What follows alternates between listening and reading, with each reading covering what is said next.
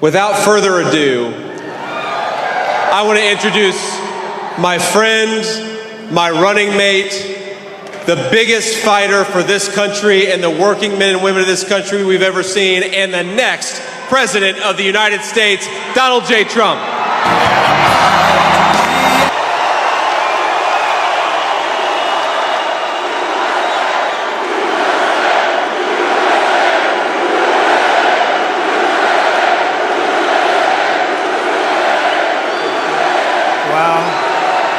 I don't know. Tom, you better bring this home. There's no excuse. There's no excuse. Tom Emmer, great guy. We're going to bring this home. I want to thank everybody. I want to thank our next Vice President of the United States, J.D. Vance. And I especially want to thank the great state of Minnesota. We love Minnesota. Before we begin, I want to condemn the evil attack on Israel that took place earlier today. A missile launched by Hezbollah killed at least a dozen children, young children. And they were playing, as you heard, on a soccer field in Israeli territory on the Golan Heights, a place that I recognized during my administration as under Israel's sovereignty. It was a big thing. I've been trying to get it done for 72 years. I got it done in about 1 hour.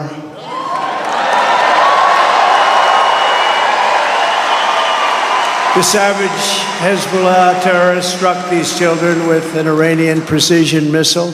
Dozens more were wounded in the attack, and sadly, the death toll is probably going to go very substantially higher. Our hearts go out to the families of these innocent children. No parent should have to suffer the terrible loss of a child at the hands of terrorists or anybody else. Today's attack on Israel cannot be forgotten, and it will go down as another moment in history created by a weak and ineffective United States president and vice president. They wouldn't have done this if I were the president. They wouldn't have done it. And they didn't. With time, this situation will only get worse for our country with the kind of leadership that we have right now, which is no leadership. It's probably worse than no leadership. It's negative. It's negative leadership. It must galvanize Republicans, Democrats, independents, conservatives, progressives, libertarians, and everybody else to put strength, respect, and power back into the USA where it belongs. This attack, just like the attack on October 7th or the Ukraine-Russia war, think of it, nor would country-busting inflation. You know, inflation is destroying our country. None of it would have happened. It would have never happened if we were president. It wouldn't have happened. It's a dangerous and terrible time for the world. And it's almost the entire fault of incompetent Biden-Harris administration. She who says that she wasn't the border czar. She wasn't the border czar for 3 years. She was the border czar. She let it be known, I am the border czar. Then she never went to the border. She's terrible. She's worse than he is, I'll tell you right now. I want to be nice. They all say, I think he's changed. I think he's changed since 2 weeks ago. Something affected him. No, I haven't changed. Maybe I've gotten worse, actually, because I get angry at the incompetence that I witness every single day, the way millions of people are pouring into our country. And that's the thing that must change, and it must change quickly. It's great to be back in this beautiful state with thousands of proud, hardworking American patriots. As you know, 6 days ago, we officially defeated the worst president in the history of the United States, crooked Joe Biden. Have you heard of him? Have you heard of him? He was badly beaten, and everybody went to him and said, Joe, you can't win, you can't win. He said, no, let me debate him. Let me debate him, please. That didn't work out too well either. That was the end. The debate was the end. You can't beat him, Joe. Now we just beat you, Joe. You're going to lose. You got to get out. We want to get out. You got to get out, Joe. There was nothing nice about what they were doing. It wasn't democracy, was it? It wasn't democracy. They were saying, we want you out of the race, Joe, and we want you out here. You're going to lose. These are quotes from some of the fake news. Look at all the fake news back there. Wow. That's a lot of fake news. Man, that's a lot of fake news, Mike. Joe, you're going to lose. We want to put somebody else in. And then I realized last night I was speaking to a great group of people, Christians, all Christians, and they've been horribly treated by this administration. Today I spoke to Bitcoin crypto. So I went from Christians to Bitcoin, and now I'm with you in Minnesota. We cover a lot of territory. Think of that. So Christians to Bitcoin to Minnesota. We cover a lot of territory. And I never mess it up by saying, let me tell you about Bitcoin. I don't do that, no. Remember Biden, of course, I don't want to talk too much about him, but when he was in Iowa, and he said, it's great to be in Idaho. No, you're in. If I ever did that once, it would be the end. They'd say that's the end. He's cognitively impaired. That would be the end. The fake news would go crazy. But I thought last night, as I was speaking to this incredible group of evangelicals and a lot of others of faith, it's, well, you like that, don't you, huh? Yeah.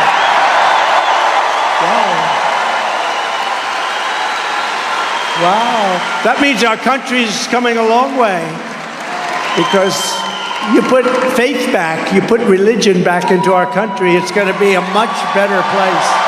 I'll tell you that. What I thought last night, I said, you know, it's sort of unfair. You have a guy, he says he's great, he's president and all that stuff. They rigged the election, but we won't talk about that. And they say he's president. So he comes out, and he comes out raring to go, and he gets badly beaten. He's losing, and all of a sudden he's like a fighter. He's losing. Then they took him out of the fight, and they put a new fighter. We have a new victim now, Kamala. We have a new victim. We have a brand new victim. And honestly, she's a radical left lunatic. And she is, when you find out about her, all I have to say is defund the police. That was her big thing. Let's defund the police. And as I often say, you know, politicians don't change. Whatever they say first, that's where they are. They don't change. Wouldn't you say that, Tom? Whatever they say, if they said 5 years ago, 8 years ago, defund the police, she said it like 2 years ago or 3 years ago. But so if that's what they say, that's ultimately where they want to go.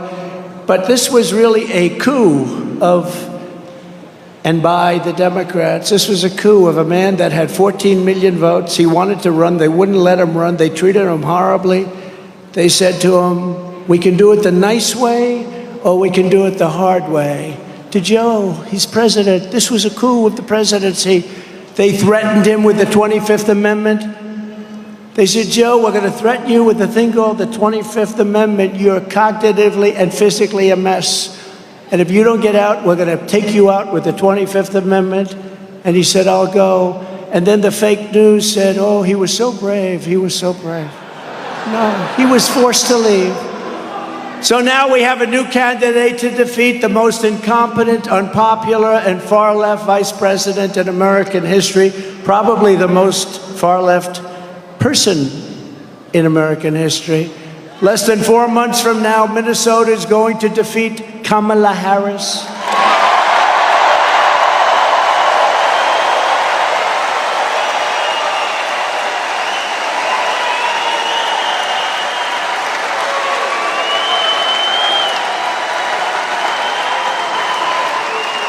And remember what I said a short time ago, she strongly fought for many, many bad things. But to me, I love the police. We're not defunding them. We're going to fund them. We're going to overfund them. She's just thinking. She's defund the police, and I'm overfund the police. We're going to overfund. We're going to evict this radical and incompetent administration from the White House, and together we are going to make America great again.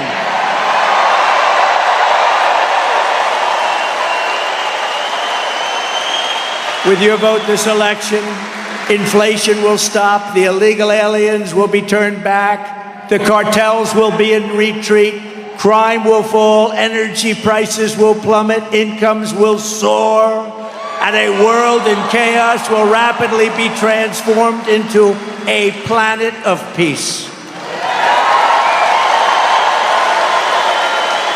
And very importantly, and you don't hear this anymore, the words you don't hear under the Trump administration, the American dream will come roaring back bigger, better, and stronger than ever before. The American dream will come back, right?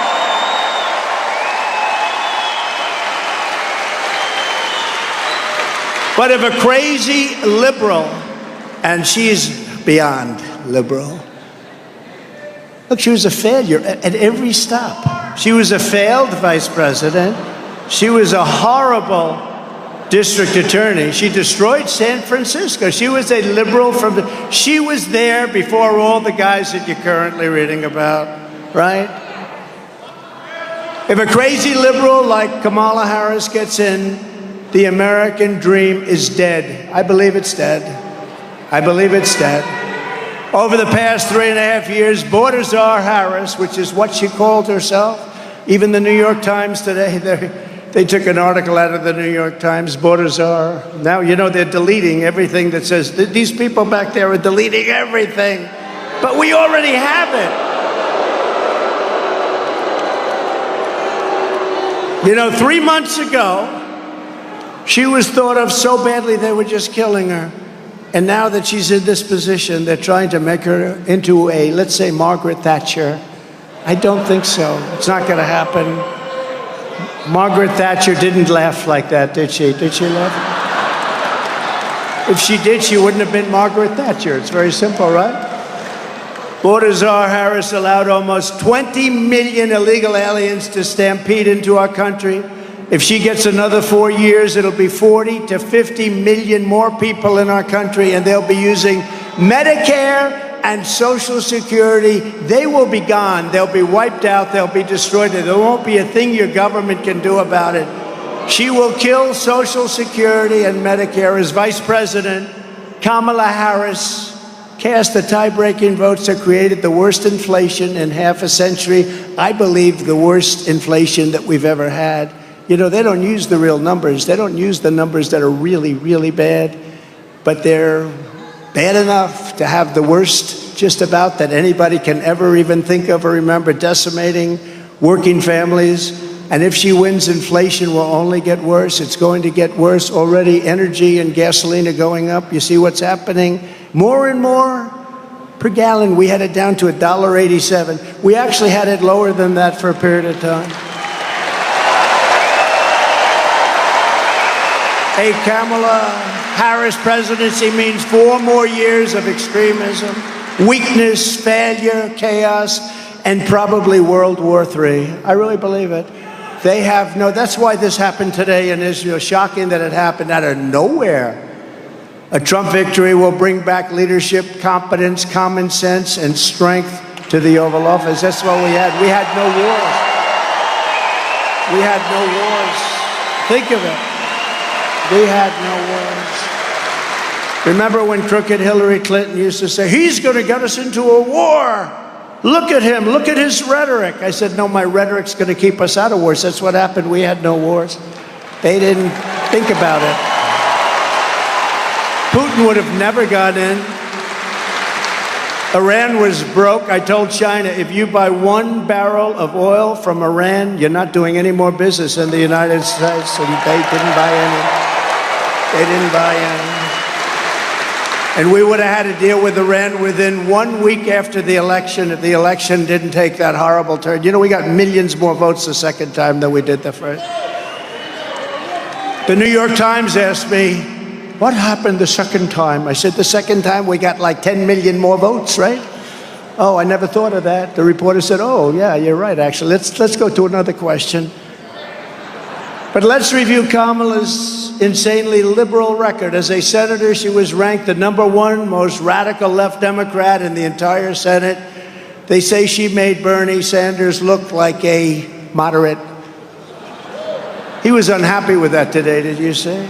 He said, oh, no, I think I might have been more liberal than her. They were fighting over who's more liberal. If this country has a liberal president, this country is finished, okay, just so you know. And she's weak liberal. Just a few years ago, Kamala Harris co-sponsored Bernie Sanders' $32 trillion. You know what that means? That means file for bankruptcy as you're signing the legislation. Everything is gone. Your taxes will go up by 4 or 5 times, and it still won't be nearly enough.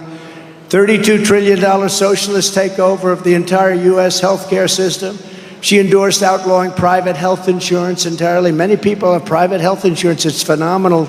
If they work hard and they make a little money, they want to have great health insurance. She wanted it outlawed. She supported giving free taxpayer-funded health care to all illegal aliens. Come on in. Come on in. Now, but just think of it. Everybody that comes into our country, including from prisons, mental institutions, insane asylums, you know, they go crazy when I mention Dr. Hannibal Lecter. You know who that was, right? They say, why does he keep mentioning Hannibal Lecter? Well, you see, he was a slightly troubled patient in an insane asylum, and he'd love to have you for dinner, you right there. He'd love to have you for dinner. But I mention him because we have people like that coming into our country. They're closing their insane asylums all over the world. They're sending their criminals into the United States. Venezuelan crime is down 72%.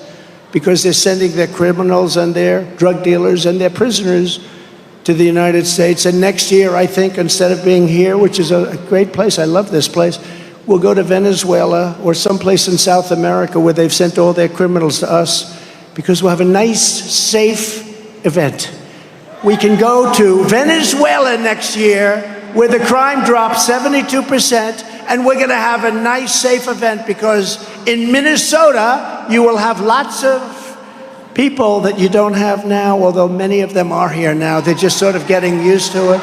You'll have people from their jails and from their mental institutions in Minnesota. So we'll go to a nice, safe location. She co-sponsored the $100 trillion Green New Scam to abolish oil, coal, and natural gas. She pledged to ban fracking. No fracking. Oh, that's going to do well in Pennsylvania, isn't it? Remember Pennsylvania, I said it. She wants no fracking. She's on tape. The beautiful thing about modern technology is when you say something, you're screwed if it's bad. If you say it wrong, you're screwed. She said, I never said about fracking. Then we play about 90 tapes. You know, there will be no fracking. We will defund the police, she says. I have to be very careful when I say that, because if I say we will defund the police, imitating her, they'll put me on television tonight saying Donald Trump wants to defund the police. Right? So, got to be very careful, Tom. Sarcasm doesn't work when you have a crooked press. You know, when I imitated him, because Biden, and I don't want to waste a lot of time, because it's over now, right? He's gone. I told you he would be. I told you he wasn't going to make it. I told you. In the debate, and they called for the debate. They wanted it early. I said, okay, I accepted every rule. Everyone said, why did you do that? I mean, you accepted CNN, you accepted fake Tapper, you accepted all of these things. Why did you do that? So I said, because it's the only way, because they thought I wouldn't do it. So I said yes, and they were shocked. But we had the debate, right? And he kept saying, like, they'd say Jake Tapper, fake Tapper. But I have to tell you, they were very fair. In my opinion, they were very fair. 95%. You can't ask for, I was shocked. They gained a whole level of respect. I really mean it. CNN, and both of them, they gained a level of respect, right? Don't you think so? I do. I told them that. I called them both up. But I never saw a debate like this, so, you know, we're given a certain period of time, and I'm running. I got to talk very fast because there's so many things to say. My mind is rushing, boom, and I hit it right on the butt. But they kept saying to him, sir, you have 92 seconds left. What? You have 92 seconds left. And I said, I'll take it. They said, no, you're not allowed to. You have 92 seconds. And he was like, oh. Next question. So you have 38 seconds remaining? What? Oh. So we got off to a good start. We got off to a good start. But from the time of the debate, that was the beginning of the end. The debate was not good, and then he tried to recoup by going and doing some interviews with really nice people, people that actually wanted to help him along. But they can't answer the question for him, so it wasn't a good situation. And now we have somebody that's, I believe, worse than him. I really do. Kamala called for slashing consumption of red meat to fight climate change. Now, you know what that means, because in a couple of countries, they're actually getting rid of their cows and their cattle. They want to get rid of their cattle because they say it's environmentally unacceptable. So that'll be next. They're going to be coming to you, Tom. Please go to the legislature and get rid of all cows, all cattle. Horses will be next, and at some point, I guess they'll go after the human also, won't they? It's crazy. It's crazy. The humans are next. No, she's terrible. She's terrible. I mean, she's as bad as you get. She supported mandatory gun confiscation, ripping firearms away from law-abiding citizens, and she said that a 80% tax rate is a bold idea that should be discussed. It's very interesting to her. I think that's nice. How about 80%? Kamala is also a total radical on abortion. Should we talk about abortion? Do you mind for a second, right? When you compare my position on abortion to that of Kamala Harris, my position is actually, it just polled, 8 points higher, and that's because she's a radical. She's an absolute radical on abortion. She wants abortion in the 8th and 9th month of pregnancy. Think of that. And right up until birth and even after birth. The governor of Virginia, the ex-governor, we have a great governor of Virginia right now, but the governor that preceded Glenn is, he was horrible. I call him Michael Jackson, remember? Remember his wife stopped him from doing a moonwalk? Oh, that was a good thing, because nobody could moonwalk like Michael.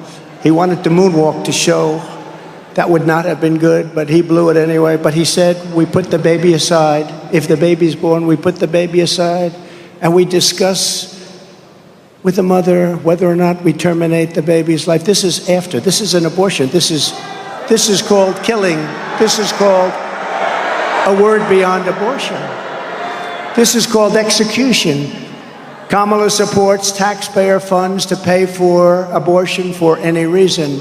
She even voted against legislation that would require medical providers to give care to babies born alive after an attempted abortion.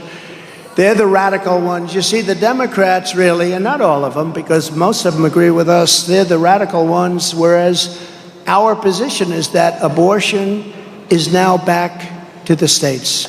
They've wanted to have this.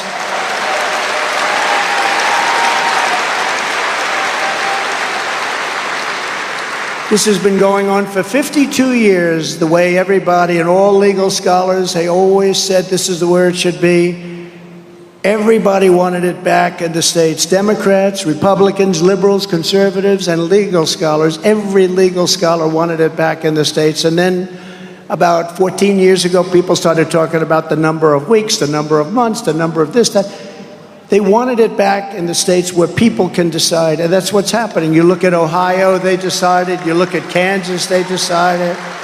You look at a lot of different states, they decided. And sometimes it comes out the way certain people want it. Sometimes it didn't. Ohio came out with somewhat of a liberal interpretation, and so did Kansas, which was a little surprising, but it's the vote of the people. Like Ronald Reagan, I believe in exceptions for the life of the mother, rape, and incest, and I also believe that you have to follow your heart, but you also have to get elected. You have to remember that. We have to get elected, and I want to thank the 6 Supreme Court justices, Clarence Thomas, Samuel Alito, John Roberts, Brett Kavanaugh, Neil Gorsuch, and Amy Coney Barrett, for the wisdom and courage they showed on this long-term, very contentious issue. But getting it back to the states puts the question where it belongs with the vote of the people, and it's over time, and you'll see this. Over time, it's going to work out incredibly well, and just an issue that was tearing our country apart for years and years is coming to an end, and people are coming together. It's going to be the vote of the people, and it's a state vote. It's the way it was supposed to be. It should have never been in the federal government.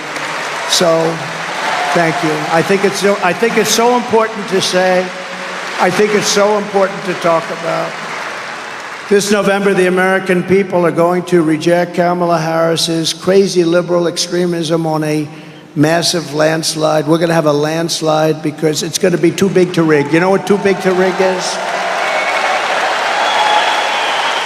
We're not going to let her turn the United States into communist San Francisco. You know, 15 years ago, San Francisco was perhaps the greatest city in the country. And now it's unlivable. It's unlivable. The crime is so bad. The drugs are so bad. She has ruined it. She was the original of the bad DAs. She was the original of the bad prosecutors. She blew them all away. There are a lot of people that say she destroyed San Francisco. She will destroy our country. She will destroy. And moderate, you know what? We can maybe live with moderate, but we have to bring our country back. We've gone down a long way. Remember this.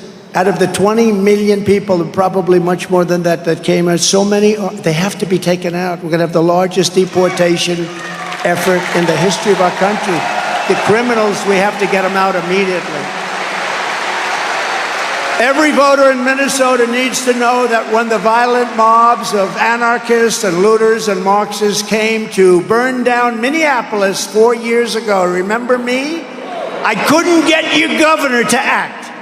He's supposed to call in the National Guard or the Army, and he didn't do it. I couldn't get your governor. So I sent in the National Guard to save Minneapolis while Kamala Harris sided with the arsonist and rioter and raised money to bail out the criminals, bail them all out of jail. Remember?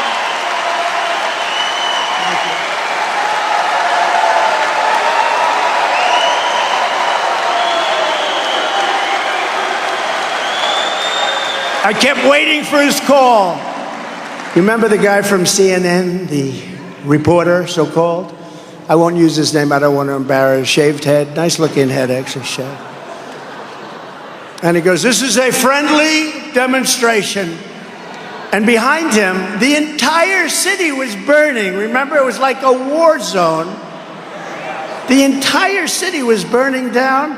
And as he was speaking, somebody threw like a hand grenade at his feet and broke his knee. This is a friendly rally. No, you know what's a friendly rally? This is a friendly rally.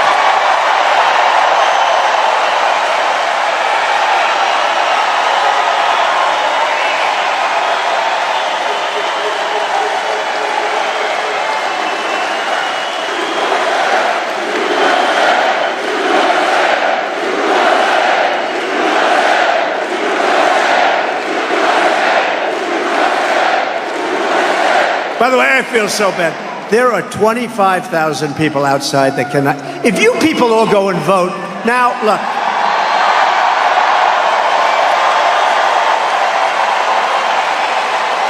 There's no way we lose this.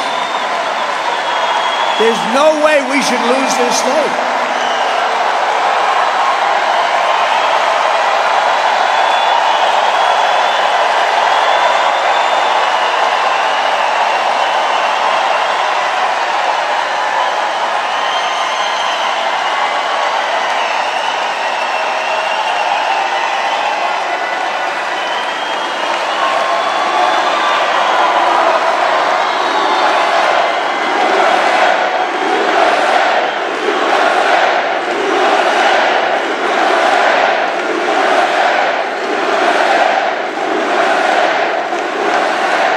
The other day, Kamala had 972 people. We counted it.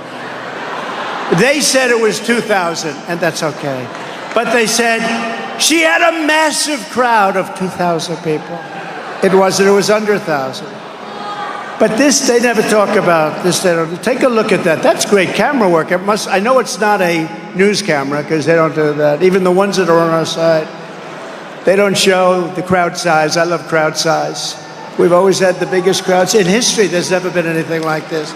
No, you had to see, we drove from the airport to here, and practically the whole way, there were just thousands and thousands of people. It's incredible.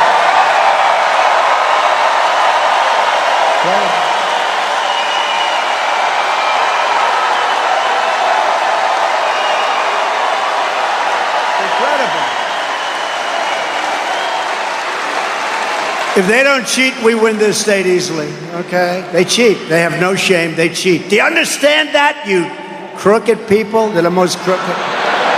They cheat. They cheated in the last election, and they're going to cheat in this election, but we're going to get them. They used COVID to cheat, and this time they'll try and find something, but we think we have them blocked. They have no shame whatsoever. You know, the amazing thing is the press. When they write about this rally tomorrow, they'll say, President Trump was here, he had a small smattering of people. A small, delicate crowd of a few people. Sometimes they'll say a few hundred people. They never talk about it, and they never show the crowd, no matter, look at the corner. See the corner of the room? Turn your camera right up in that corner. See that corner? See that corner up there? See that corner up there? See that corner? Look at that.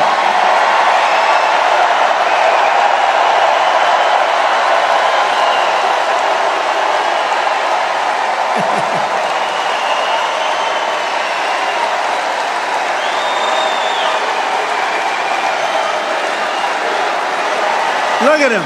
Look at that guy. He's going crazy up there. He loves it. He's going crazy.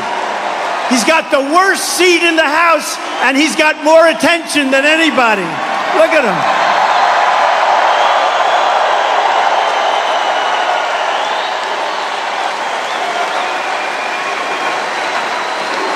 But those cameras will never turn, will they, huh? See, I'm watching the cameras. They're not turning because they don't want to turn, because they don't want to show what's happening. This is the greatest movement in the history of our country, and if we don't win this election, our country is finished.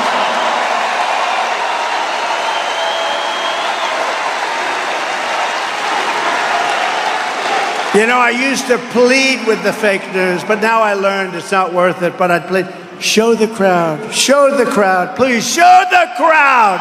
You know, I'd say, show the crowd.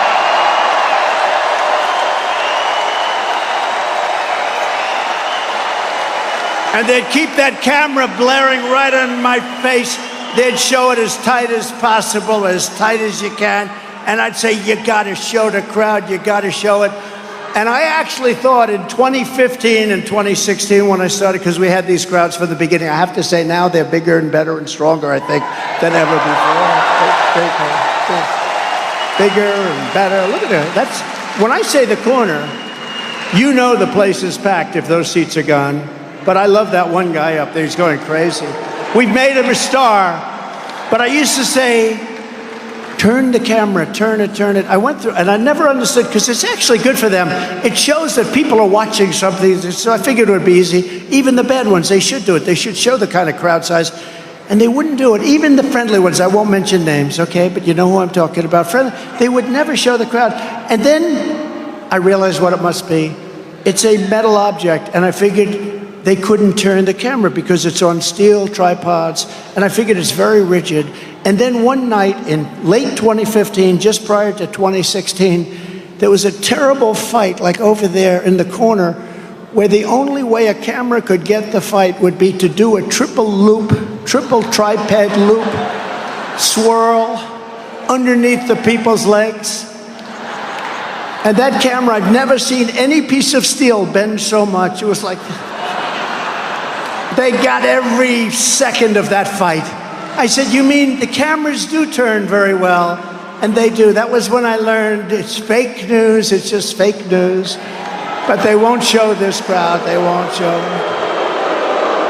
But more impressive than this crowd is honestly the people outside. You have thousands and thousands of people. So we love them. We love them. We love them.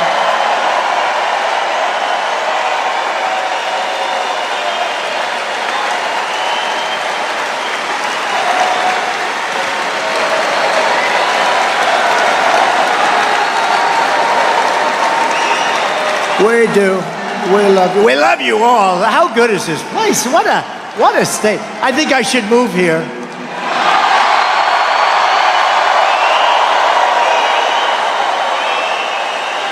No, but we have a lot of states. They all see what's happening to our country. They're all incredible. We always have packed houses, to put it mildly, like this. I mean, the spirit has never, ever been like this. We did great in 2016. We did better in 2020. There's never been spirit like this, Tom. I don't think we've ever had, Pete, never had spirit like this. Great hockey player, by the way. Great hockey player. Pop. Great hockey player. We've never had spirit like this, so we have to do it. We're going to turn it around fast. We'll turn this thing around real fast. You're going to be so happy. Kamala urged her followers to donate to the so-called Minnesota Freedom Fund, helping raise $35 million to set loose violent offenders after they shot at police, looted your store, sexually assaulted innocent victims, and committed all sorts of other heinous crimes. One of the criminals Kamala helped bail out of jail was Sean Michael Tillman, very famous now, unfortunately, a repeat offender who, with Harris's help, was set free. She set free many very bad people.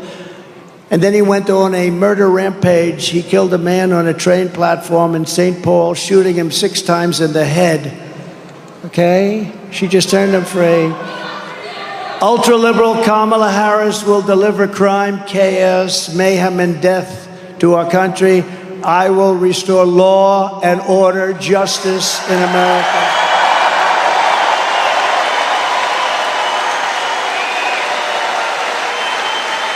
With your vote, we will get the gang members, drug dealers, and dangerous criminals the hell out of our states. We'll get them off our streets. We'll put them behind bars. But what we're really going to do is send them back to the country from where they came.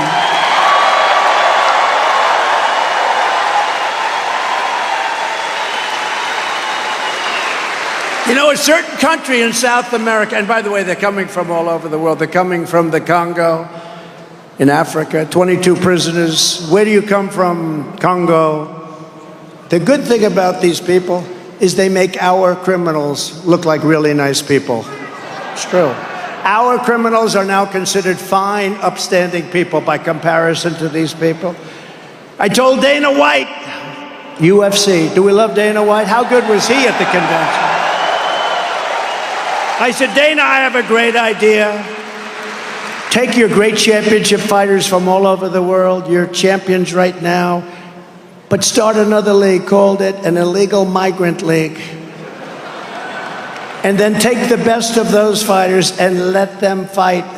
I believe the migrants will win. I think it's crazy. You know, I told that little sort of sarcastic joke. The press went crazy with it. He wants to start a migrant league. He wants to start a migrant league. I was going to tell you when I was up here 2 months ago, I imitated Biden because he can't find the stairs ever. The stairs, stairs, stairs, stairs. 2 stairs. Get so many stairs. Get so many stairs. It's like too many stairs. I don't know what the hell they need them for. But they spend a lot of money. Government often will spend. Government has many more stairs than private. We put up like 1 stair. They put up like 12. But you always have a lot of stairs, so I'm imitating him, and I'm being funny, and I think I'm being so funny.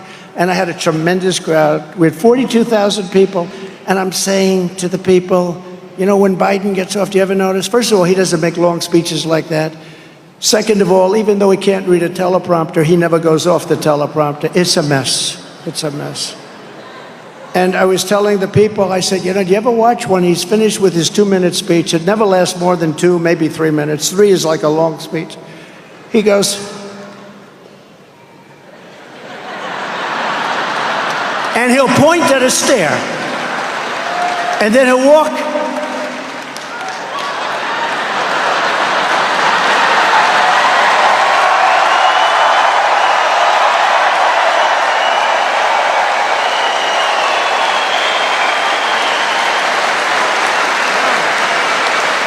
He'll point right at the stair, and then he won't be able to find the stair. This is what we have negotiating nuclear weapons with Putin, with Kim Jong-un, with President Xi of China. No, this isn't going to work out. Bad things are going to happen. But I called my wife. I said, who else could do it? Who else could do it? And 50,000 people. How great was my speech? How did I look? How great was I? It's on speech. I said, First Lady, how great did I look? She said, there was something wrong with your hair tonight. It looked terrible. She said, you were okay, but, I have 50,000 people. Elvis didn't have 50, and he had a guitar. I had no guitar. I didn't have the use, right? Elvis had a guitar. He had a lot. We love Elvis, right? But he had a guitar. I don't have a guitar. So we'd have like 50, 60, 70. We had 107,000 people in New Jersey, on the Jersey Shore. Wildwood, New Jersey, it was beautiful. We had 25,000 people in the South Bronx, and it was like a love fest. It was like a love fest. 25,000 people. And I said to the First Lady, how great was I tonight? I didn't like your hair. I didn't like that. I said, who the hell else can get 52, 58, 79? We had 79,000 people in South Carolina. Who can get it, First Lady? And she didn't care about that. Then I called her finally. I called her. She said, you were great tonight. Oh, I said, that's great. Thank you very much. And I said, how else? Was it really good? Yeah. But there was a problem. Why couldn't you find your way off the stage? They said you couldn't find. So these people, I was playing and having fun, imitating Joe Biden not being able to find the stairs.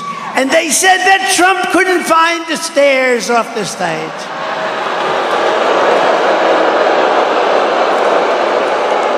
So I have to be very careful. Tonight I'll have a very bad night because I haven't done that little routine in a long time because of that.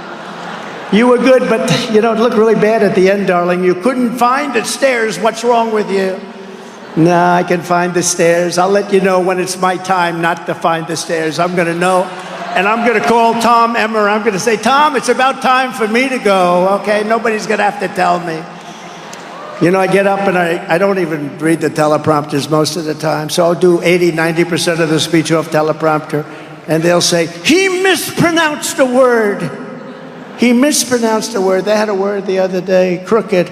I said cricket, And rather than go back I don't like to go back because going back means you made a mistake. You just blast through it. He didn't know how to pronounce the word crooked. I've been saying it for years about these crooked politicians that we're dealing with. So you can't even make a little bit of a flub. But even after the rioters did hundreds of millions of dollars worth of damage in Minnesota, Kamala Harris declared the so-called peaceful protests, quote, are not going to let up, and they should never let up. We should continue to go forward. In other words, those protests were good. She thought they were wonderful. This woman will be a disaster as our president. This woman shouldn't even be a shot. And you know what? They have many better people than her, but they never gave them the chance. Many better people. I know all of them. Some are very good. Kamala Harris was the original Marxist district attorney. She destroyed San Francisco, and she will destroy our country. She will be the worst president we've ever had. She will be worse than crooked Joe Biden.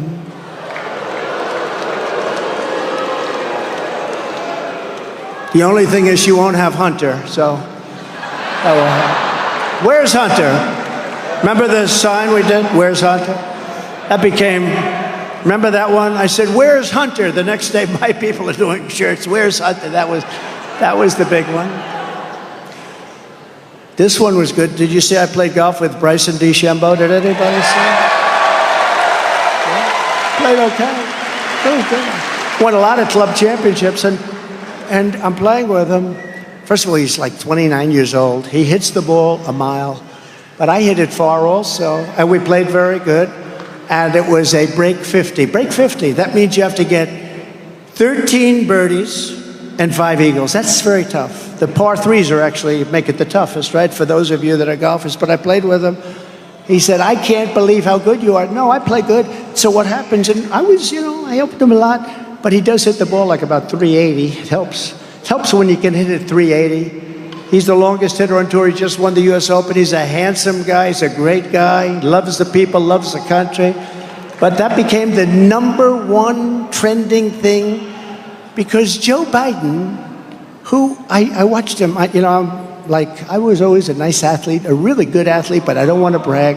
So what happens? Joe Biden challenged me to a round of golf. He challenged me.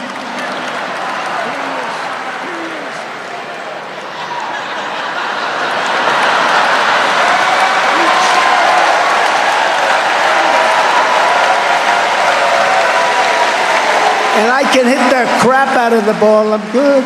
I shoot good scores. And when you win a club championship, that means you can play under pressure. You can ask a lot of the people up there, like Brett Baer. Brett Baer's a good golfer. Ask him, can Trump play? Ask a lot of the people. But can you imagine now, the whole thing with these people is they're con people. Misinformation. I challenge him to a round. I'll give him 3 strokes aside. He's going to give me strokes. So I say, I will give you $1 million if you can break. He said he was a 6, right? During the debate. And then immediately he said he was an 8. I said, that was quick. If we keep going like this, he'll be a 30 in about 2 minutes. I was a 6 handicap. I was an 8 handicap. I said, how the hell did that happen so fast, right? He's not a 6. He's not an 8. And he's not a 30. He cannot break 100. I know. I can look at somebody and I could look at their swing. He can't break 100, but I offered him $1 million. Now, as a 6 handicap, you can easily break 100. I said, I'll take you to any course you want from the blue tees, which are, just moderate tees. I would give you $1 million if you can break 100. He decided to turn me down. He turned me down. Then I said, I'll give you 10 strokes aside. I'll give you 10 on the front, 10 on the back. I'll give you 20 strokes. I'll give you $1 million if you can beat me. He has no chance, okay, no chance. He didn't. But they talk a good game. It's all talk. It's good. It's all, pilots come to the White House. I used to be a pilot. My uncle was eaten by cannibals, right? Even though the stories say, no, he went down in a crash. But my uncle, if the truck drivers come in, I used to drive a truck. It was a very big truck. These people, I'm telling you, they are so bad. They're so bad. They're just evil people. But more importantly, they're destroying our nation. Nobody respects them. Everybody laughs at them. We're like a bunch of fools. We have a man that can't put 2 sentences together, and now we're replacing him with worse than he is, a dangerous person who's not smart. She couldn't pass a law exam, right? Have you heard that? These are minor details. She couldn't pass a bar exam. She took the bar exam. She couldn't pass it. She thought she'd never be able to pass it. This is what we have wanting to be up. Other than that, she's a very fine woman. I'd like to make that statement. No, she's a radical left lunatic, and she's going to destroy our country, and we're not going to let her do it because we're going to win this election in a landslide. Right? You look at Kamala supports ending cash bail nationwide. No bail. If you kill somebody, that's okay. Come back whenever you're ready. We'll give you a little trial, put you in jail for about 2 days. Which means releasing violent criminals immediately after arrest right onto the streets. She wants to abolish jail sentences for parole violators. She endorsed defunding the police, and she sponsored a bill to strip police officers of legal protection. She wants the police officers to go out and protect themselves and defend themselves and hire lawyers. You got to go hire a lawyer. These lawyers would take what they make in 1 year, they'll take it out of their hides. You can't do that. We're going to give immunity to police so they can do their job. I'm giving federal immunity to police officers so they can do their job. I think it's good. She wants to leave our communities at the mercy of deranged criminals and violent mobs. Unlike Kamala Harris, under my leadership, we will never defund the police, and we will give our heroes the protection, resources, and respect that they so dearly deserve. We're not going to take away their pensions. We're not going to take away their homes. We're not going to destroy their lives and their families' lives. We are joined today by an incredible woman who I just met, took a picture backstage, Shannon Owen, the widow of Pope County Deputy Josh Owen last year.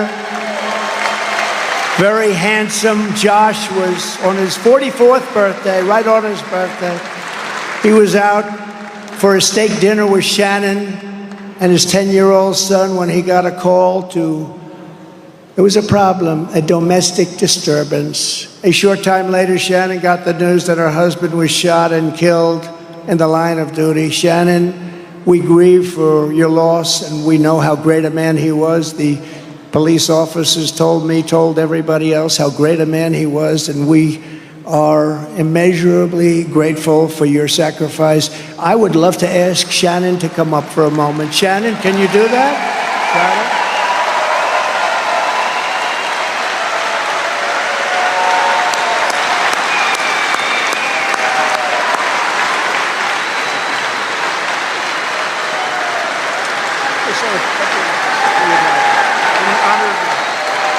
Thank you, everybody. Sorry you couldn't hear me that well earlier. I hope you can hear me now. I really appreciate you giving me a chance to talk about Josh. There's so many of them out there right now that need our help, though. We need to back the blue.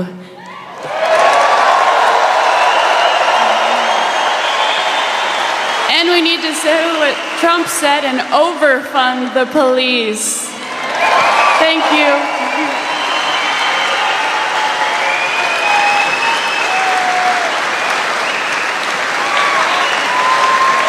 Thank you, Shannon. Incredible. Beautiful family that has to go through that. When I'm president, we will always stand with the men and women of law enforcement and their families, and we will have the backs of our police officers 100% of the time, and they will stop crime. As we secure our communities, we will also secure our border. On my very first day back in the White House, I will terminate every single open border policy of the Biden-Harris administration. And we will seal the border, and we will stop the horrible invasion into our country. It's an invasion.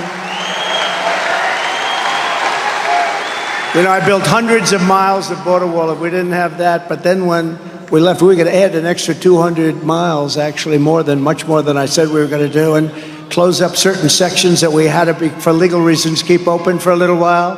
And they didn't want to do it. I said, wow, they don't want to do it. Does that mean that they actually want? Nobody thought they really wanted open borders. They talked about open borders, but nobody thought that could be possible. But they wanted open borders. We couldn't believe it. No person in American politics has been more of an open border zealot than borders are. Harris, this was an open border. She was talking about open borders for a long time before anybody was even listening. You have to see her tapes and her statements that she made a few years ago before this fell into her lap, I guess you could say. Very undemocratic. Kamala supported abolishing ICE, and these are incredible patriots. These are tough people that go into a pack of MS-13 gang members in Long Island, and you see the fists flying and everything flying. The MS-13, they killed two young girls, 16-year-old girls, walking to school, and they cut them up with a knife because they didn't want to use a gun because it's too fast. They cut them up, two beautiful young kids going to school. They cut them up. And MS-13 is probably the most violent of the gangs, although now we have some coming in that might make them look good. But what happened is ICE went in, saw them. These guys walked right into the middle, and they start swinging.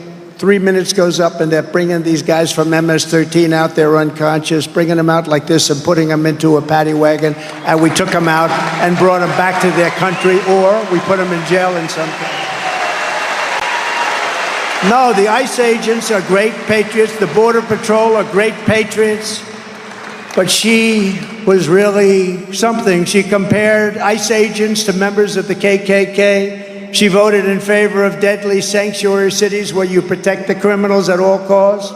She supports decriminalizing illegal border crossings, and she supports mass amnesty for all illegal aliens, even if they happen to be criminals from another country. Under border czar Harris, millions of migrants are pouring across our border. They are coming not just from South America, they're coming from Africa, Asia, the Middle East. They're coming from everywhere. And as I said before, they're coming from prisons and jails. There's a slight difference. Mental institutions, insane asylums, and terrorists at levels that we've never seen before. We have terrorists coming in at levels that we've never seen come in before. You know, the Border Patrol did a statement on terrorism and terrorists. They said in 2019, one of my 4 years, now I think they were wrong on this, but I'm going to tell you anyway, I love it. They said zero. They had zero. Is that right? I think, Paul? They had zero terrorists coming in the year 2019. Now, I think they were wrong because I don't know how they could be, but they had zero. Now they have thousands and thousands of the hardest, meanest terrorists coming in, and it's not going to end well, but we're going to go right to work and we're going to get them the hell out of here. And you know who knows who they are? The local police. Our local police, they know their middle name, they know everything about them. Meanwhile, our crime rate is going up while the crime statistics all over the world are plunging, because all over the world, unless they're run by very stupid people, they're taking their criminals and they're dumping them. We're like a dumping ground. They're dumping them into the United States. So Venezuela, crime is way down. The criminals are almost gone. The jails are half empty. The only difference, if I were running Venezuela, I would have had the jails 100% empty by now. I can't believe they're just going a little slower than we thought. Many countries right now, there's a certain country, I don't want to mention it because the head of the country, the president, South American country, but again, they're all over the world. He's getting great publicity that he's done a wonderful job on crime. He's done a wonderful, wonderful job. He's convinced everybody to live together, and I believed it. Like for 2 years, I'm reading about it. I call him, great story in the New York Times, great, great, great, wonderful. Then I realized he's taking his criminals, he's dumping them into our country. But he's doing it differently than some of the others. In Venezuela, they brag about it. He liked to say that he did something with a social experiment. A criminal is a criminal, and they generally stay a criminal, and we don't have time to figure it out. But we're not going to take criminals, and we're going to get rid of the criminals that we've been given by all these countries from all over the world. Under borders are Harris. Our communities are being ravaged by migrant crime. Earlier this year, a 15-year-old girl in Massachusetts was raped by a migrant who Biden and Harris flew into the United States. How about that? We're stopping them at the border. We're fighting. The Border Patrol guys are stopping them like crazy at great danger. And then we find out they have airplane flights over the border with thousands and thousands of people landing into the middle of our country. They're flying them then in airplanes into our country. So they don't want to stop them. They never will stop them. Nobody understands what good can come of it. Nobody understands why they want to have open borders, because there's nothing good. The only thing they can do is they are trying to register people to vote. That's the only thing we can say. These are not stupid people. Anybody that can cheat on elections like they cheat on elections, these are not stupid people. But you say, why would they want to have open borders and have criminals and mental patients coming into our country? The only thing is, and I'm seeing it more and more, they're fighting like hell. They want to register these people to vote, and we have got to stop it. We can't let them do it. That's the only thing. There's no other reason that they could want this. In upstate New York 2 months ago, another 15-year-old girl was attacked by an illegal alien they let in, assaulted with a metal pipe, abducted, driven to an isolated area, raped and killed. And in Texas last month, 12-year-old Jocelyn Lungari was tied up, sexually assaulted, and strangled to death by 2 illegal aliens who Biden and Harris released into the United States. They didn't want him to go out. They fought like hell to keep him here. They killed this beautiful young girl. Kamala Harris's deadly destruction of America's borders is completely and totally disqualifying for her to be president. You can have a person like this as president. No person who deliberately releases these kinds of savage criminals to prey on our youth and our people, not just youth, elderly people too, are tremendous targets, should ever be trusted with power. Again, she has no clue. She has no clue. She's evil. The one job Kamala had was the border. That's the only job, and it was the biggest disaster in all of border history. And I'm not talking in this country, I'm talking all over the world. There's never been a border where people cross by the millions and millions. A third world country would stop it, even if their people had to use sticks and stones. They'll use sticks and stones. Nobody's going to allow that to happen, what's happened to our country.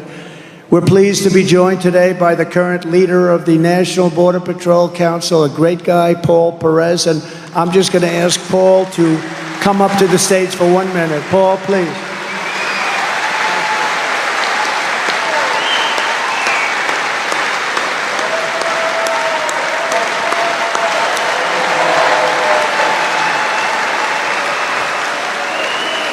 So like I said earlier,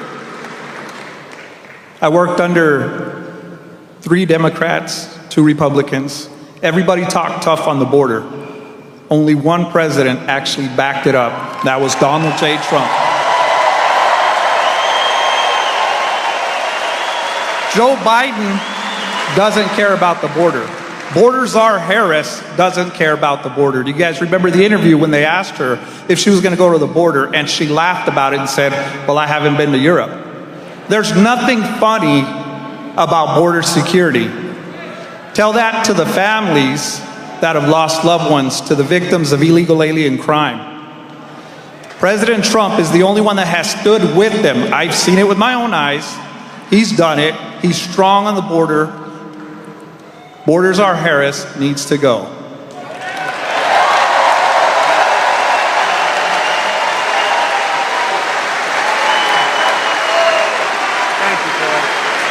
Thank you very much. Great people. There are people it's so much easier for them to just say, let's do nothing like they were told to do, but they can't do it. They love the country. Brandon Judd, your friend, they love the country, and they want to solve the problem. And by the way, I have a couple of people here, actually many people, Front Row Joes. I want to thank you very much, Front Row Joes. These guys, they've come to over 200 rallies.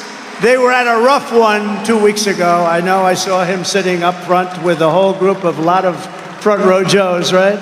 That was a nasty one. That was one. We lost a great person, Corey, firefighter, great man, and 2 people really badly hurt, but they're okay. They're getting better.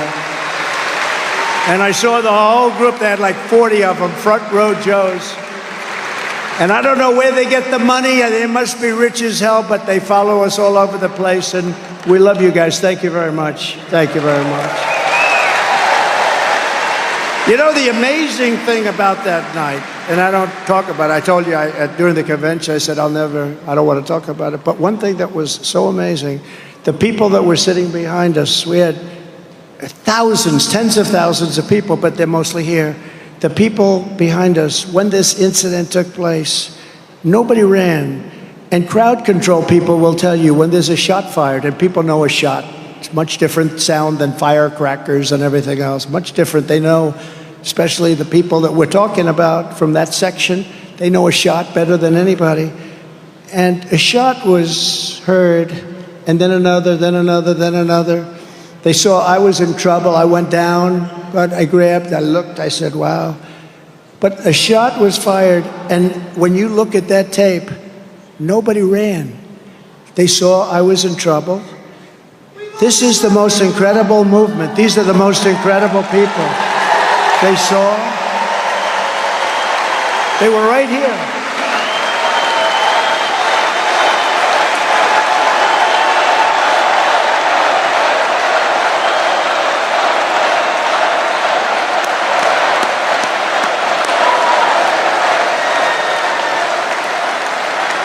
And it was a group similar to this, a little bit larger, twice the size.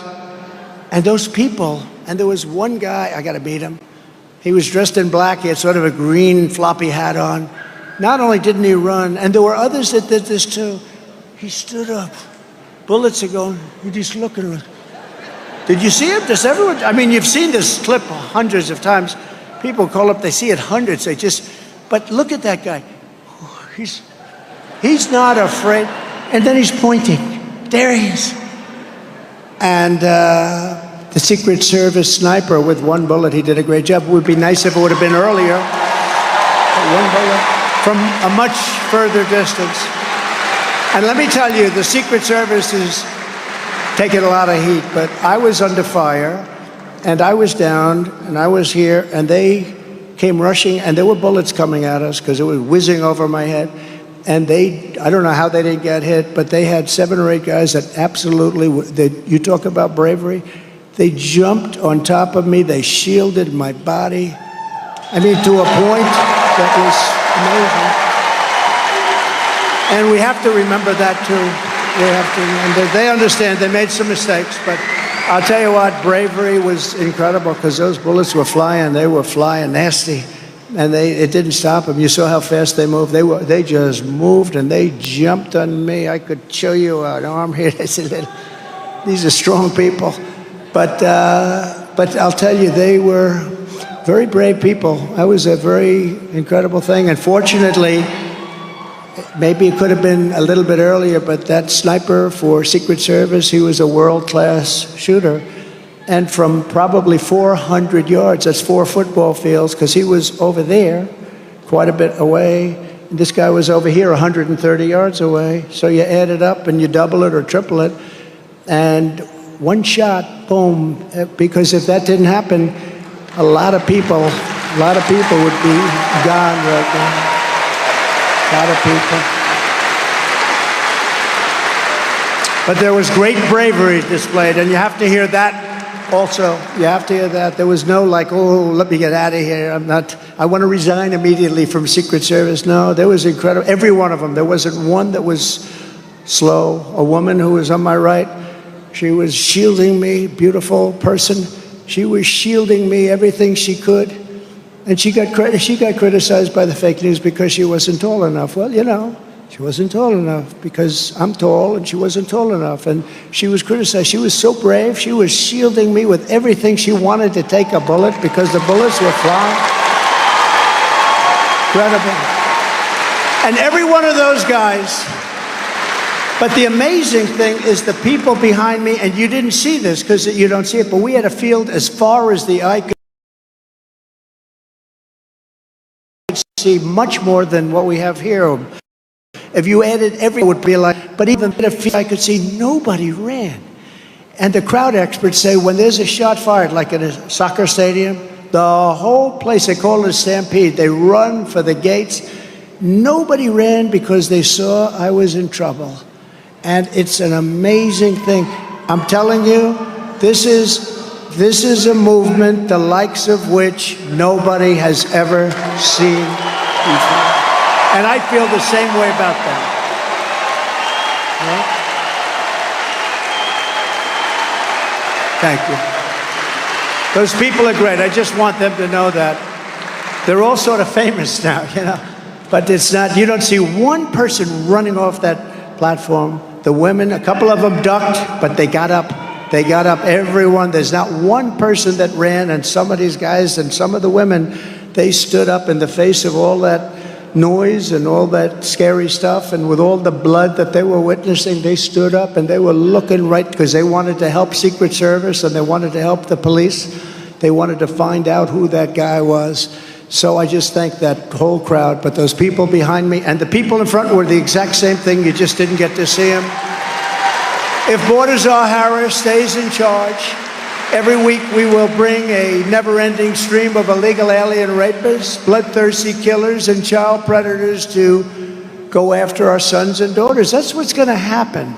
Nothing good is going to happen out of this. If I'm elected, we will immediately deputize the local police and form a massive dragnet to scour the nation for the monsters who are murdering and raping our children, and we will ship them out of our country immediately. And those countries will take them back. You know, under President Obama, they wouldn't take them back. They said, no, sir, we can't do it. They won't take them back. They put planes on the runways. I said, what do you mean planes? They put planes on the runways, so when we fill a plane full of MS-13, we're going to land in Guatemala or Honduras or El Salvador or some country. We can't land the plane. They have planes sitting on the runway. This has gone on for years, so I said, I want them all out of here. They said, we can't for that reason. They have the roads all clogged. I said, how much money do we pay them? Because we pay everybody money because we're so stupid. So the three countries, we paid about $750 million a year for economic development. I haven't seen too much economic development. So I tell them, I said, tell them they're delinquent, they're in violation of everything, and we're not paying them anymore. And they did. They said, we're not paying you anymore. And the next day, I got 3 calls from the presidents of those 3 countries. I won't tell you exactly which ones, but you sort of have an idea. And they said, Mr. President, sir, is there a problem? Now, you have to understand, they've been telling Obama and Biden for years, we're not taking your people back, and we just kept paying them like stupid people, pay, pay, pay. I said, they're delinquent. I said, you're delinquent. But they said to me, sir, is there a problem? We seem to have a problem. This was early in the morning. I got 3 separate calls almost at the same time. Is there a problem, sir? Because they were notified there's no more money coming their way. I said, yeah, the problem is all the people, and they send them. They don't just come here. They send them. They put them in caravans, and they send them. And they put most of their bad ones in those caravans. They put the prisoners, they put the mental patients, they put a lot of bad ones. So I said, no, we're not sending you any more money. They said, sir, we would be so delighted to take back MS-13. We love them very much. They took back everybody. From that point on, we took out thousands and thousands of criminals and we sent them back to their country. They said, we would be delighted to take them back, sir. And we took out thousands and thousands, and like Dwight Eisenhower, people think of Dwight Eisenhower as a moderate, but he wasn't a moderate when it came to the border. He was the toughest guy we had as a president. He hated when people would come across our border, and he would deport them immediately. Dwight Eisenhower, you don't think so? We have no choice, but we're going to have to do it, but we have a much bigger problem than he ever did, and the problem was caused by Kamala and Joe, Crooked Joe. I wonder if Joe got any money for doing that. Kamala wants to be the president for criminals and illegal aliens. I want to be the president for law-abiding Americans of every race, religion, color, and creed. Harris is so extreme and unhinged that she has even declared the terms illegal alien and radical Islamic terrorism to be forbidden and unacceptable. You're not allowed to use those terms, but that's what it is. Some of it. If she's elected, she will flood our country with refugees from Hamas-controlled terrorist epicenter in Gaza, the Gaza Strip. She wants to deposit thousands of jihadist sympathizers in Minnesota. You know that. You already have enough. I mean, how the hell do you have these Congress people elected? Ilhan Omar. Now, she went to a speech when I was running. When I was first running, and I you know, in all fairness, I never did this stuff before I'm running. And this lunatic was in the audience. She started screaming. I said, who the hell is that? And it's the same crazy person that I watch every night. She's nuts. And she gets reelected by not a lot, but she gets reelected. How do you have people like that? I'm telling you, I was making a speech, and we had a lot of people, and she was like there someplace, and she got up and started screaming. I said, that woman is insane. She's crazy. And you know what? She's become like a major voice in Congress. Can you believe it? She's a sick woman, and she's destroying your state. She's hurting our country, and we shouldn't be electing people like that. They want to turn the Middle East. Remember this. They want to take a look at the Midwest. They want the Midwest to be just like the Middle East. That's what their plan is. Let's turn the Midwest into the Middle East. I think that's not going to work out. But we do not need a jihad in the United States of America, and we're not going to allow it. We're going to do something about it. We're going to be strong. We're going to be brave. We're going to be smart. We're going to listen to Tom Emmer and Pete and all of the other. You got great people in this group, I tell you, you have great people. And we do not need more people who want to burn our flag. I watched yesterday and the day before, they're burning our American flag. And I said, I know they say it's unconstitutional. Well, make it not unconstitutional. You burn our American flag, you should get immediately mandatory 1 year in jail.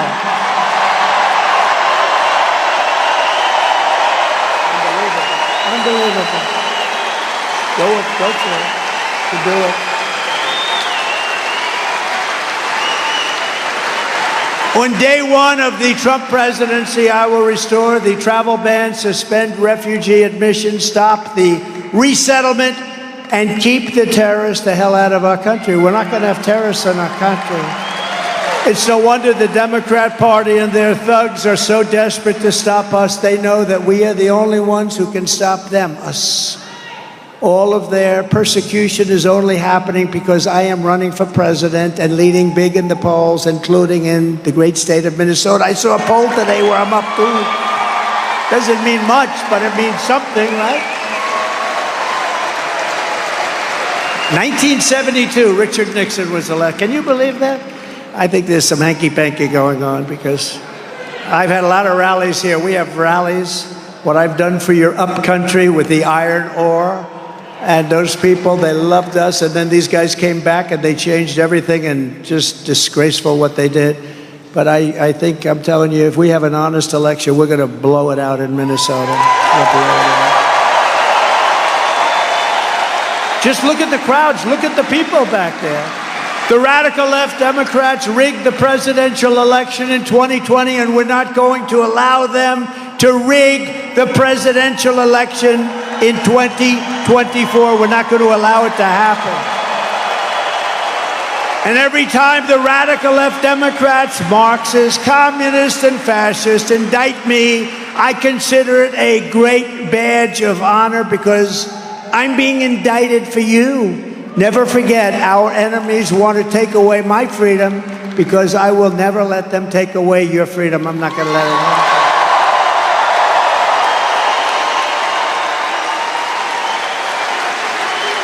I say this, I got indicted more than Al Capone. You know, he was the meanest, most vicious guy. Scarface. Many movies made about Alphonse. He's a fine gentleman. If he didn't like you at a dinner, you were automatically dead before you got home to your lovely wife and family. What happened to Dad? Well, he had dinner with Al Capone. Never made it back. He was in the foundation of a building down the road. I got indicted more than him for what? Saying the election was crooked. The election was crooked. What a disgrace. You know what? And it works both ways. I mean, they're setting a terrible precedent. This has never happened before. Never, ever. It's never happened before. They want to silence me because I will never let them silence you. And in the end, they're not after me, they're after you. I just happen to be standing in their way. That's true. So just in closing, I have to say, because we're really joined by great people, we're pleased to be joined tonight by many fantastic Minnesota patriots, including House Majority Whip, and I can tell you he's a tough guy and a strong guy, and we've become, I really believe, really good friends, and he's working the state. He's going to give me the biggest surprise on November 5th. Tom Emmer, great guy.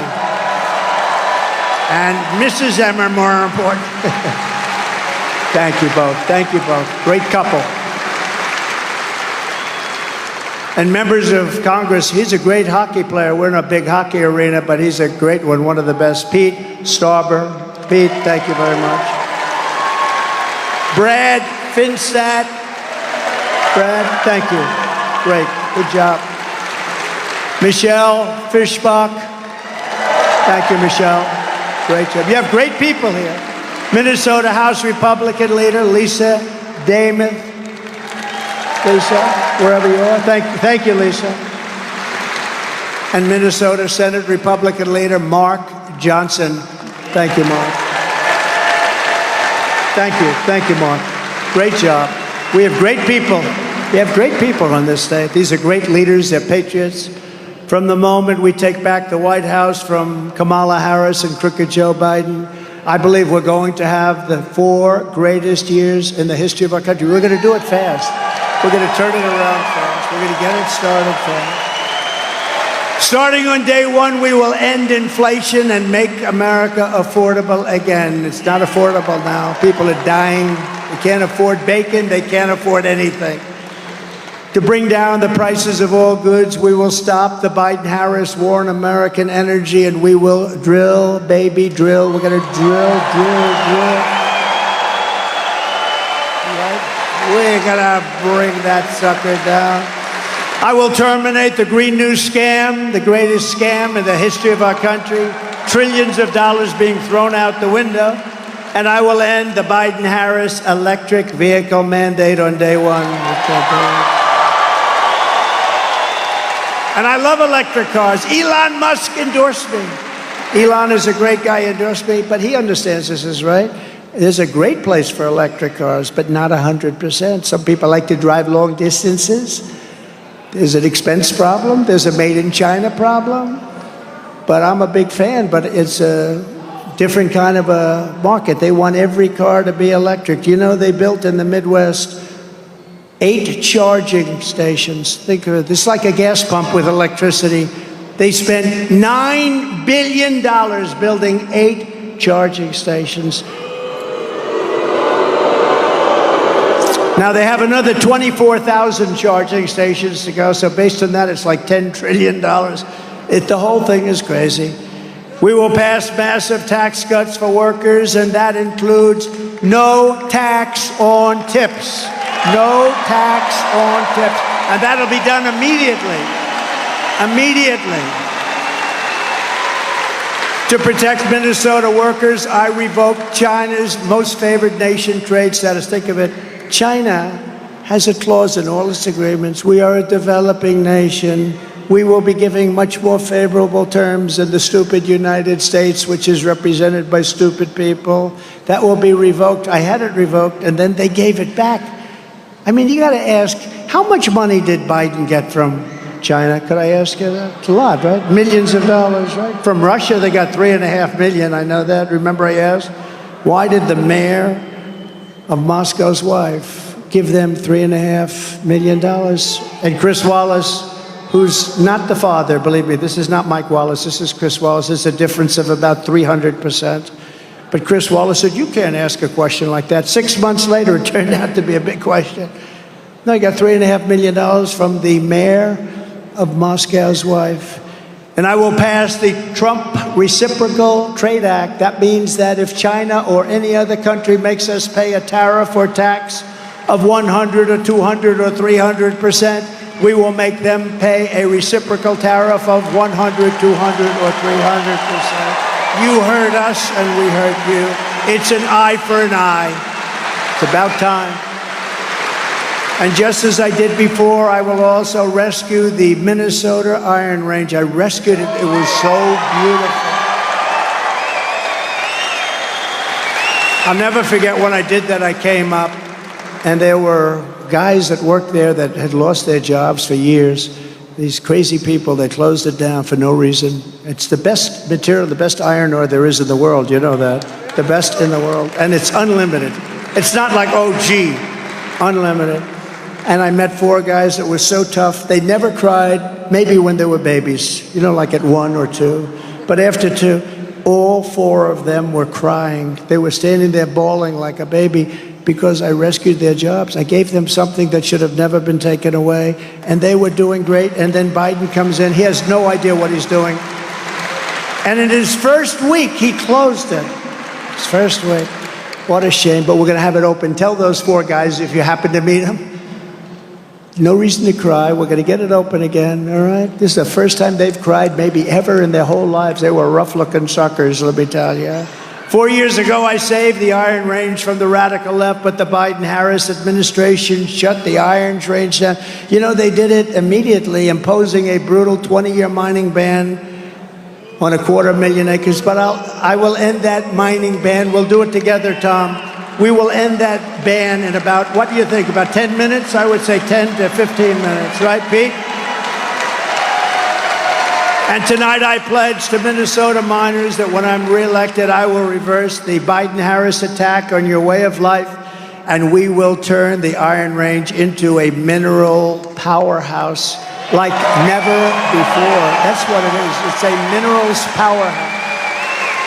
Before I even arrive at the Oval Office shortly after we win the presidency, and I say we win, we're winning this together, I will have the horrible war between Russia and Ukraine settled, and I will do something that nobody else will be able to do because we're closer than ever. You see that today? I will prevent World War III. I will prevent it.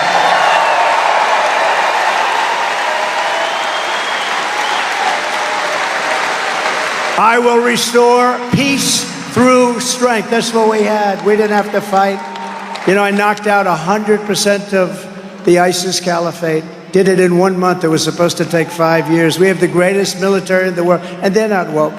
Some of the stiffs on top are woke, but nobody cares about them.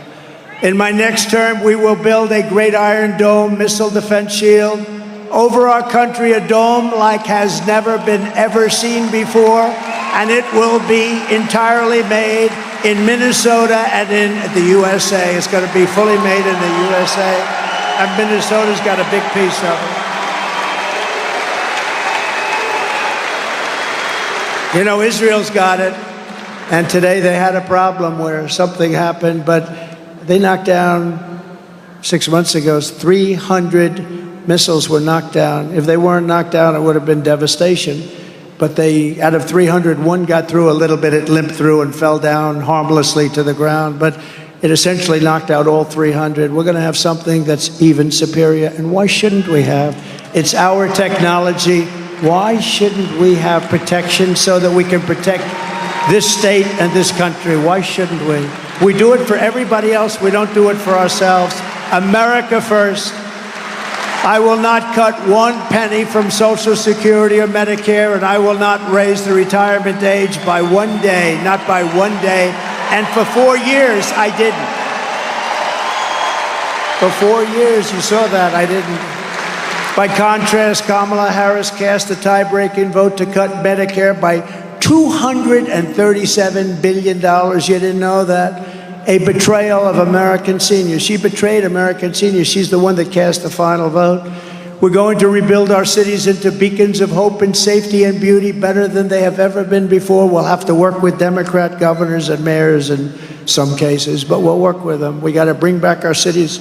Our cities are a travesty. We will take over the horribly run capital of our nation in Washington, D.C., and clean it up, renovate it, rebuild it, make it the most beautiful capital of the world, and get rid of the nightmare of murder and crime. It will be a safe city again. On day one, I will sign a new executive order to cut federal funding. We are going to cut federal funding for any school pushing critical race theory, transgender insanity, and other inappropriate racial, sexual, or political content onto the shoulders of our children. And I will not give 1 penny to any school that has a vaccine mandate or a mask mandate.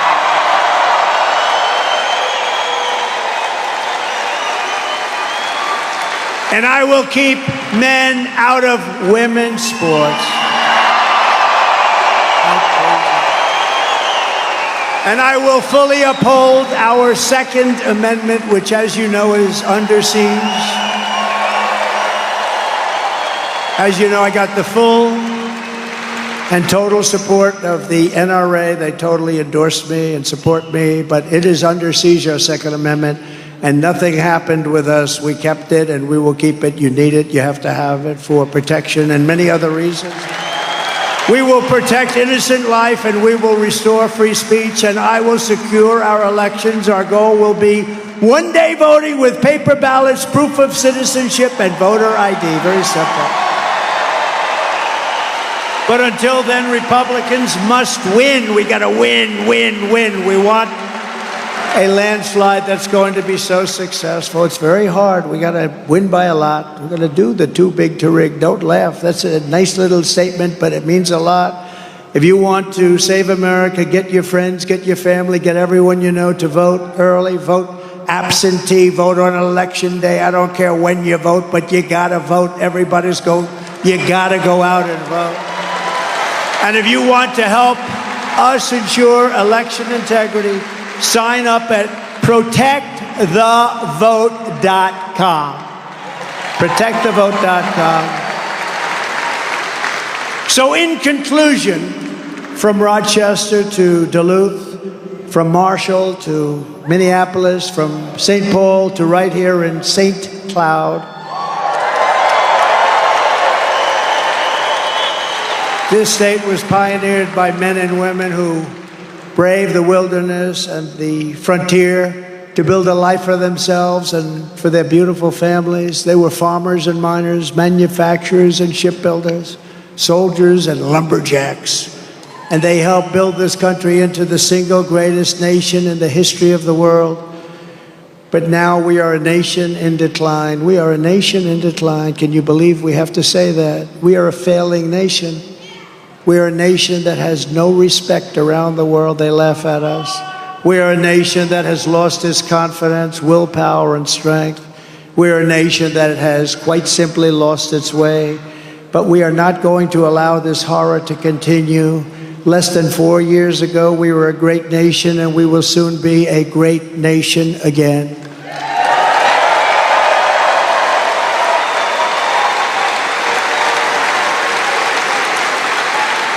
With our leadership, every disaster Joe Biden and Kamala Harris have created can be fixed, and it can be fixed very quickly. You will be amazed at how quickly it will be fixed. This country will be put back together very soon. Every problem can be solved, and every wrong can be rectified. By this time next year, America's borders will be strong, sealed, and secure.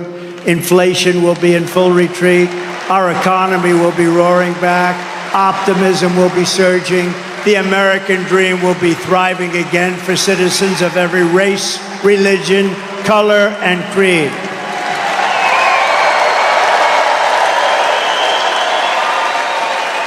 Law and justice will reign all throughout our land. You'll be safe again. You'll be free again.